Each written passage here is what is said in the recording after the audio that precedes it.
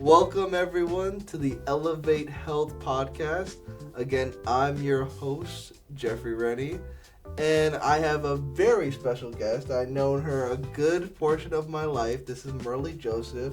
Thank you, Merle Auntie, for coming on the show. Thank you for having me. Merle Auntie is a pharmacist and has been working for a few years, more than a few years, a long time now. And our topic is just on the idea of pharmacy, just going through medications, and just the whole branch of what it means to be a pharmacist.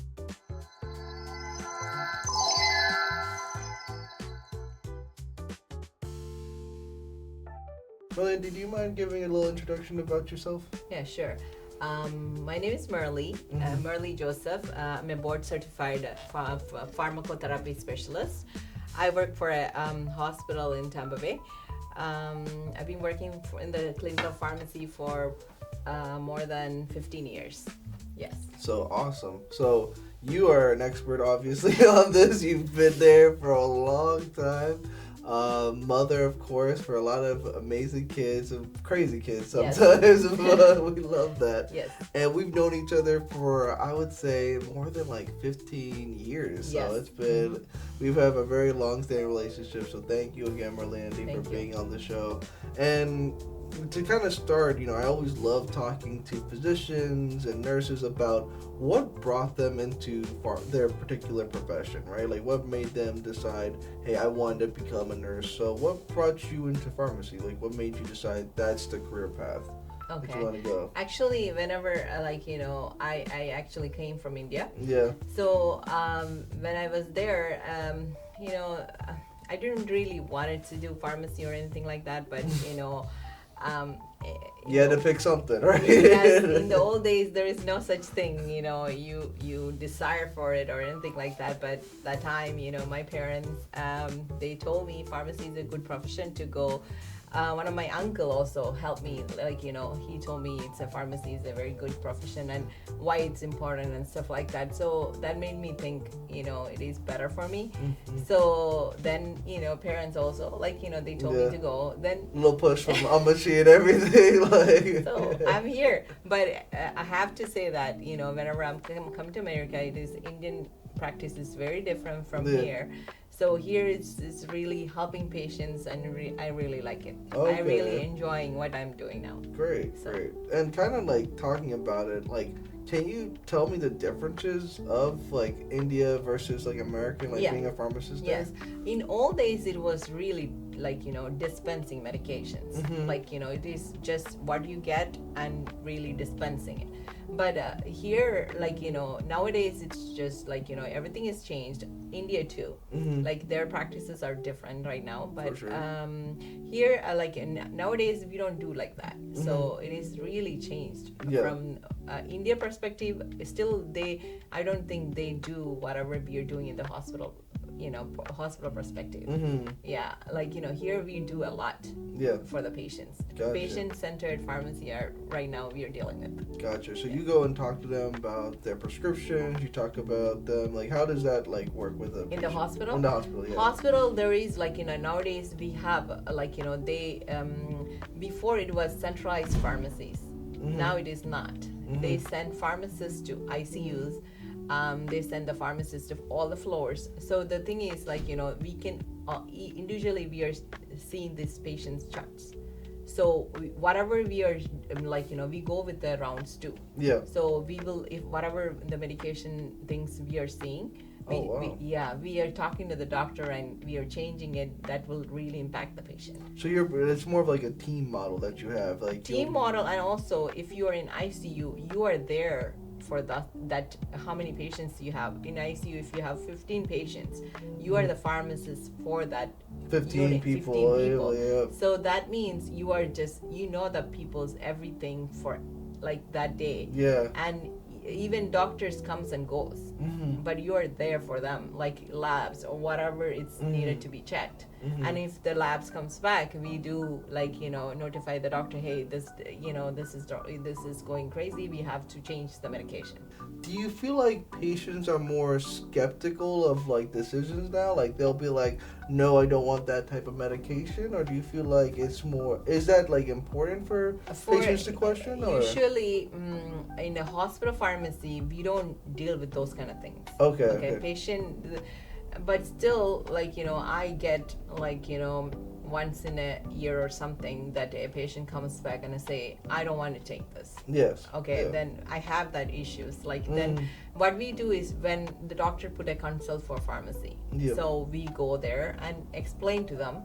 Still, it's their decision, but educating them makes the things different. And what are the reasons why someone would go and refuse, like, whatever you guys are prescribing? Okay, they recently one happened was, like, the patient saw something in the Google. Yeah. Okay. Love it. Love Google. Great. So they said, WebMD. yeah. So they said, I saw that this medication I cannot take because of, sulfur allergy. So I said, no, I'm the pharmacist here, and I checked it, and there is no sulfur in this medication. You're okay to take. But again, it's up to the patient to decide, is do you want to trust the pharmacist or Google? Yeah, 100%. Because I always think of, like, Google, and you'll see, like, like, there's these potential side effects, and you will have that placebo effect, right? Where, like, oh my gosh, am I actually, like, having this, like, side effect? But it's important, like, it's better safe than sorry. Yeah, you'd rather go in and reach out to your pharmacist, like, hey, I'm feeling this thing. Is there something to be worried about, right? Mm-hmm. They could even, they could even assist you with anything, like, okay, they can say, okay, this is not even related to that. So that way you can just peacefully do whatever you want. So my understanding of a pharmacist, and please prevent me if I'm wrong, right? That's part of the education, right? I ask the dumb questions so they know what it is, right? So a pharmacist, you guys don't prescribe, right? You go in and basically are told what to we don't get. How does that work? Yes, we don't have the right to prescribe medications. Yes. But again, in the hospital field, they do consults. Yes. Like, I'm talking about the hospital pharmacies. Yes. Okay. Yes. So we have consults. So consults means, like, we are in charge of that medication. That means I can do anything with that. Means I can increase the dose, decrease the dose, or do, like, stop the medication for a couple days. It depends upon the patient renal functions and all those stuff. So doctor, what they newer, like, recent days, what they are doing is, like, do consults for this kind of medications that really need to monitor. So then pharmacy is in charge. So you can see, like, even if a doctor prescribes something, a pharmacist may say this is incorrect. Like, you should not be prescribed this thing. Okay. Yeah, in a hospital pharmacy, we deal with this every day. Yeah. For every day the orders comes in, the doctor's orders means, like, the doctor say, okay, do this, but they probably not checking the renal function. Yes. These certain medications which we have to be like, is it really how the medication is eliminating? Those kind of things. So we call them back and say, this medication you cannot give it because of this reason. So there is the pharmacist role comes in. 100%. And it's important because, again, it's another safety net almost, to where, like, hey, even though they prescribe this medication, you go in and evaluate, and you're like, this is just going to cause way more problems down the line. We cannot give this type of medication for the person. What would you say would be, like, would you just consult your doctor? Would you consult your pharmacist, like, hey, like, what should I expect from this medication and the side effects? Like, I will say anything related to the medication, you can talk to a pharmacist better than a doctor, but again, not with the medical question. Gotcha. Only with the drug question. Got you. Don't mix those wires. They ain't strict dealing with this. In terms of, like, advocating, because now we have nurse practitioners and PAs and all that stuff. How has that affected your role, and how has the role evolved over time? I don't think so, because our role is different from nurse practitioners or PA or doctors, because they all are, like, seeing the patient and doing. I think the pharmacist is the only one taking care of the drugs. Yeah. You know what I mean? If the whenever they see the patient and prescribe medication, they all are there. But whenever the medication, that part is pharmacist's duty to be And sometimes they try to go into your role, your lane, and you're like, no, this is my role. I'm in charge. No, like, I don't know. Actually, you should. They like us yeah. doing it because gives them less work, right? Yeah, Yep. because a lot of things I see that, like, for in our hospitals, they come here, and all these people, they come, and they want us to manage it because it is certain drugs are, it's hard to take care, Mhm. like hard to manage it. Like, for the good example is Coumadin. Mhm. It's an anticoagulant. Mhm. So you have to monitor it, and Yeah. also you have to monitor with the drug interactions. Yeah. If it can go, level can go any. Yeah, 100%. So yeah, I hear you. those kind of things, they like us to be managing it. Yeah. They don't want the responsibility. You take it. Well, but it's also good for the patient because now Yes. you have the proper expert going in and like monitoring it and making sure that drug does not A, cause any other side effects, and B, Right. the interactions is not affecting like the body, Yes. right? And if it does, boom, you go in and Yes. make the changes, Right. right? So that's really interesting. Is it ever something where you could talk to a patient like, hey, this isn't covered, but you really need that medication? Like, does that ever happen? Even if it is something like that, if it is not covered, if it is one-time order for if the medication is not covered, they want it. I know one time I will say it's okay, but the problem is if you keep going with it, if you are the biggest chance is patient is not going to take it. Because eventually they'll drop it. We see this every day in the hospital because these patients, they put the doctors, they put stroke prophylaxis, like anticoagulant to prevent the clot. So whenever they go to the pharmacy, it is either they are not covering it, otherwise they have a high copayment. Yes.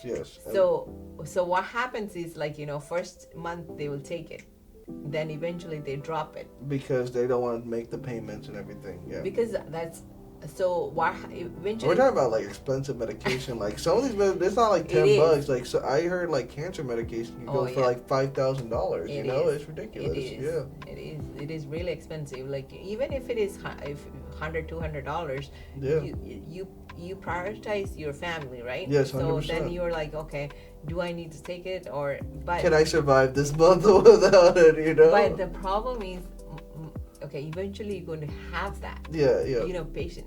I see that whenever I read the notes, how many people are ended up in the hospital with a stroke because they are not taking it. So that's a huge amount of people. Yes. So because they couldn't afford it, so they're just, if it is like less money, they shouldn't be ended up in the hospital. 100%.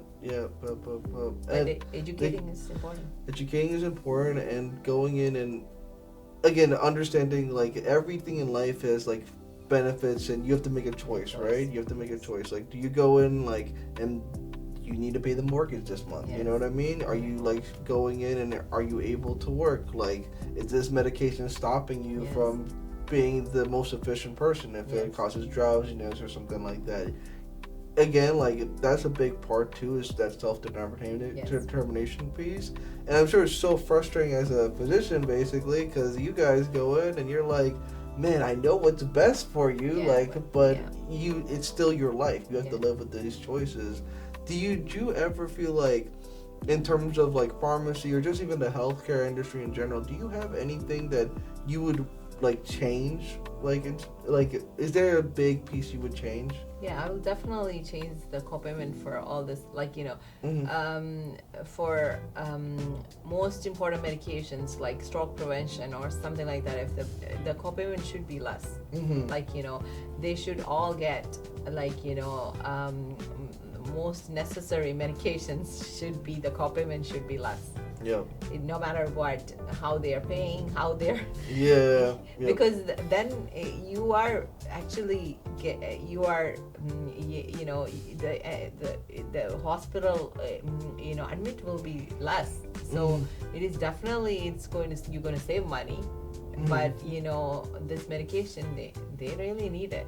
and you're the one that's actually giving the medication. That's the thing that's gonna keep them like every day. So you see the application of what the doctor is prescribing, right? So that is like really, really big. And you know, people that go into the healthcare thing, they always, you know, have these things where you want to help people and support people. What would you say is one of those negative? Because we want. I always like to keep it honest. So, what are some of the negative things you would say, like a negative reality of the job? Like, what are some things that you would say? Negative reality is, I will say, in a retail pharmacy, I'll definitely say you should be, if you're going for pharmacy, your impact is in the a hospital pharmacy more. Yeah. But if you're going to retail, like, you know, retail is very like fast. Yes. So then you are just getting overwhelmed because it's just everywhere the staff is not enough provided. Yes. So yes. so staff shortage is number one problem in this retail pharmacies. But still they're doing a lot of different stuff in community pharmacies now. But so I worked in both places. I really love to work in a hospital. It's just like a lot of different things that you're seeing.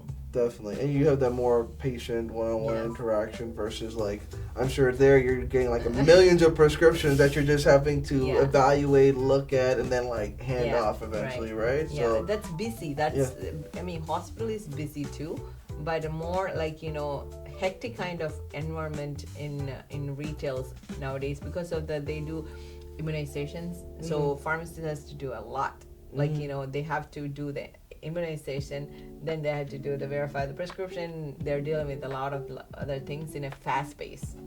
We have in hospitals, we cannot do that. We are dealing with the really, really critical care patients. And for like patients, going back to again what we're dealing with patients, is there any specific questions you would want patients to ask their pharmacist when it comes to the medication specifically? What are the things that you would tell you should ask these questions when you're talking to your pharmacist? If you have any kind of questions about any medication, so if you're some people comes and ask like, oh, can I take this with food?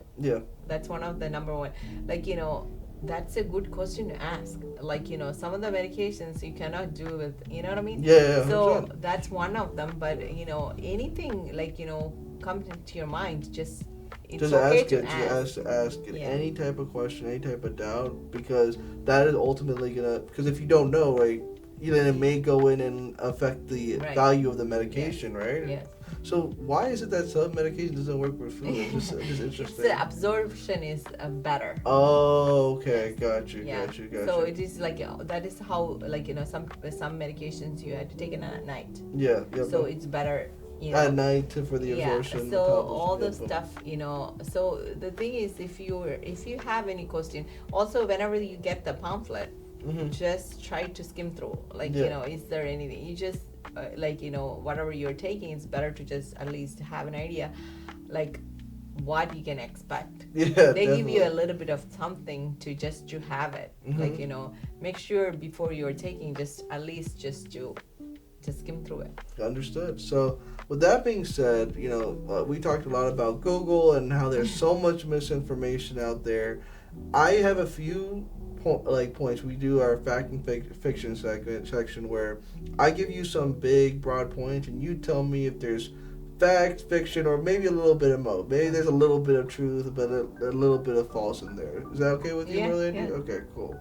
So the first statement is, all pharmacists do is count pills and hand out prescriptions. So definitely we talked about that, right? Yes. No. So, definitely not. So again, can you kind of fiction. It's a fiction. Yes. So can you kind of delve on that a little bit? Yes. So. Because as a hospital pharmacy, like, you know, we don't touch medication at all. As a pharmacist you know, in my hospital, what I do is I don't touch medication. I mean, my role is as a clinical. As I said, I'm a board certified. So you know, I don't usually touch the medications. There is a lot of, you know, hospitals. We have scanning systems everywhere.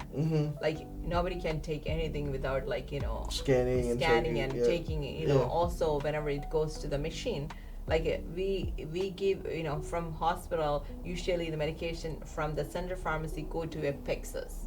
That Pyxis machine is like a vending machine. So it goes there. Then whenever you put it in the machine, it's also their scanning systems are there. Whenever the nurses take out medication from that machine, also there is scanning system. Yes.